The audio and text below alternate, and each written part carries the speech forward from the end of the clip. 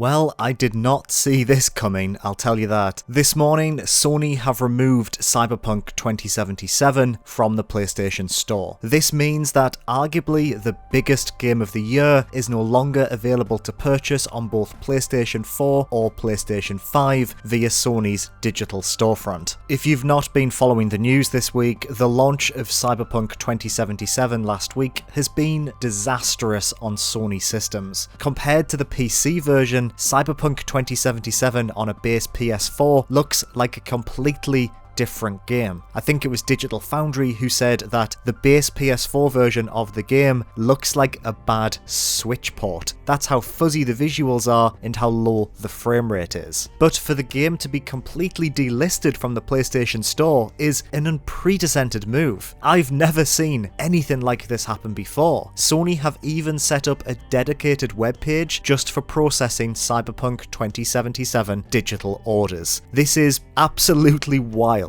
A statement on the refund page says, quote, Sony Interactive Entertainment strives to ensure a high level of customer satisfaction. Therefore, we will begin to offer a full refund for all gamers who have purchased Cyberpunk 2077 via PlayStation Store. Sony Interactive Entertainment will also be removing Cyberpunk 2077 from PlayStation Store until further notice. I mean, there's been a lot of arguably disastrous launches on PlayStation systems over the years. Fallout 76 comes to mind, for instance, but Sony have never completely delisted a major AAA game and processed all refunds. In a statement released on Twitter a few hours after Sony delisted the game, developer CD Projekt Red said, quote, following our discussion with PlayStation, a decision was made to temporarily suspend digital distribution of Cyberpunk 2077 on PlayStation Store. You can still buy physical versions of the game in brick-and-mortar stores and online. All purchased digital and physical copies of the game will continue to receive support and updates as we continue to improve your experience. According to our knowledge, starting today, everyone who is not willing to wait for updates and wants to refund their digital copy of the game can do so by submitting a request at the PlayStation link. We are working hard to bring Cyberpunk 2077 back to PlayStation Store as soon as possible. What's happening?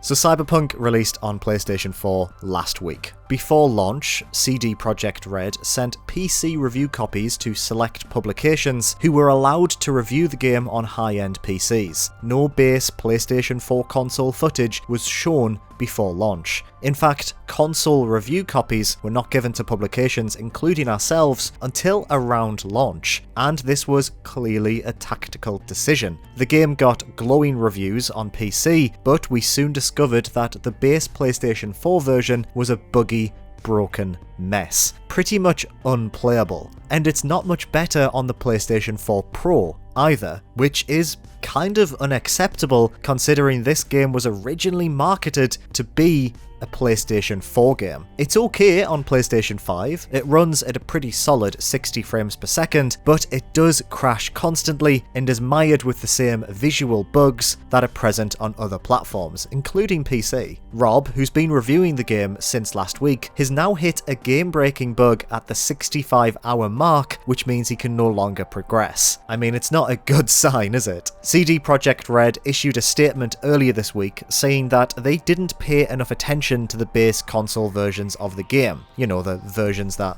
have been advertised for years now. They pledged that they would, and this is a real quote, create a playable, stable game without glitches and crashes. That's quite the statement to make post-launch after 8 million people pre-ordered the game. Shortly after this, CD Projekt Red said that if people wanted a refund, they could apply for one, but this seemed to clash against Sony's refund policy, who began blocking requests, so maybe that's why the game has been pulled completely. Perhaps there were too many refund requests for Sony to manage, maybe Sony were embarrassed to have it listed on their system and decided it was better to remove it completely, process refunds, and wait for CDPR to bring the game up to scratch. Based on an investor call earlier this week, it seems CDPR promised Sony and Microsoft that the game would be fixed before launch for base systems, but didn't manage to finish it on time. So what happens now? I have no idea. I've never seen anything like this before. I guess Sony just waits to see if CDPR can fix the game to a level that's deemed acceptable on base systems, but that's going to be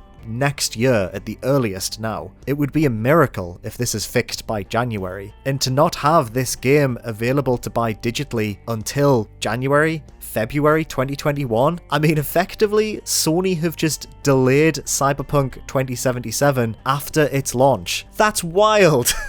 At this point in time, the game is only available digitally on an Xbox console, but I do wonder if Microsoft will pull a similar move. I guess only time will tell. Personally, I do feel for the individual developers who have clearly worked really hard on this game. It definitely wasn't their decision to shove this out of the door in the state that it's in. It must be really disheartening to have worked on this game during this year, which has been difficult for everyone, and for this to be the end result. A buggy, broken mess. We will have our full impressions on the channel when Rob is able to finish the game, basically. But until then, let us know. Have you been enjoying Cyberpunk 2077? Have you requested a refund? Let us know in the comments below. If you enjoyed this video, please do consider giving it a like and make sure to subscribe to Push Square for everything PlayStation. Thank you very much for watching.